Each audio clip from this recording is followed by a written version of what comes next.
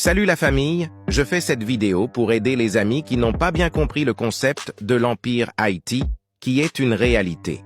Tout d'abord, il faut savoir que tous les vrais Haïtiens sont descendants de la tribu Juda, l'un des fils de Jacob que Adonai Papaya a changé son nom en Israël. Dès le début, nous sommes de la matrice et du système de l'Empire ou de la royauté. C'est pourquoi Jean-Jacques Dessalines, qui était un vrai juif, il est revenu avec l'Empire Haïti. Comme Dessalines était de la tribu de Juda, il est revenu avec le drapeau de la tribu de Juda et le symbole ou l'armoirie du lion, qui est le trône du roi Salomon, référence 1 Roi 10, versets 17 à 20, et 2 Chroniques 9, versets 17 à 20. Haïti est le vrai nom du créateur de tous les univers. Le nom de Haïti apparaît dans la Torah, le livre sacré, dans l'Exode chapitre 3, versets 13-14. Où Moïse demande à l'Adonai son vrai nom pour qu'il puisse répondre aux enfants d'Israël. Et Adonai répondit à Moïse, « Je suis celui qui suis.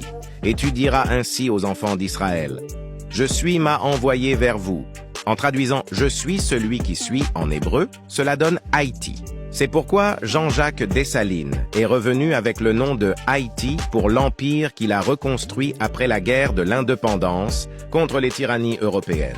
Ça, c'est la première page de la Constitution 1805 de l'Empire Haïti que Jean-Jacques Dessalines a laissé pour les vrais Haïtiens. Regardez bien, cela dit Haïti.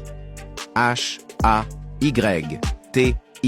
Dans la disposition générale, article 20 de la Constitution de 1805, notre Père de la Liberté, qui est Jean-Jacques Dessalines, a dit que les couleurs nationales sont noires et rouges.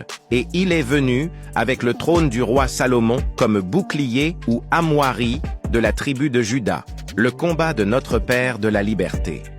Jean-Jacques Dessalines était un combat spirituel et physique contre le système de la République. Maintenant, nous les vrais fils de Jean-Jacques Dessalines, on doit continuer et terminer ces combats avec aide de Papaya, bien sûr. Mais pour les gens qui ont choisi le drapeau de la franc-maçonnerie, le vaudou et le christianisme qui a les couleurs blanc, bleu et rouge, eh bien, regarde bien cette armoirie, il dit la République française. Et regarde bien l'armoirie de la République d'Haïti qui est en train de tomber, il n'y a pas une grande différence. Ces deux armoiries sont identiques. Vous savez pourquoi ces deux armoiries sont identiques?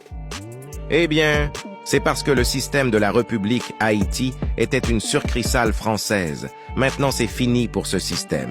Et ce traître, c'est-à-dire le faux haïtien appelé Pétion, qui a trahi Jean-Jacques Dessalines, il a mis le drapeau de la franc-maçonnerie de France à la place du drapeau de l'Empire d'Haïti en 1820, parce qu'il était un militaire français et il portait cette armoirie sur son uniforme militaire lorsqu'il allait venir sur l'île d'Haïti lors de l'expédition commandée par le général Leclerc, beau-frère de Napoléon, qui avait pour objectif de renverser Toussaint Louverture et ensuite de rétablir l'esclavage, qui avait été aboli littéralement à Saint-Domingue le 29 août 1793 dans le cadre de la Révolution haïtienne. Donc, si une personne veut être toujours sous la domination des tyrannies occidentales, il faut se préparer à recevoir ce qui convient aux personnes qui choisissent le système de la République maçonnique. C'était une petite partie de nos vraies histoires.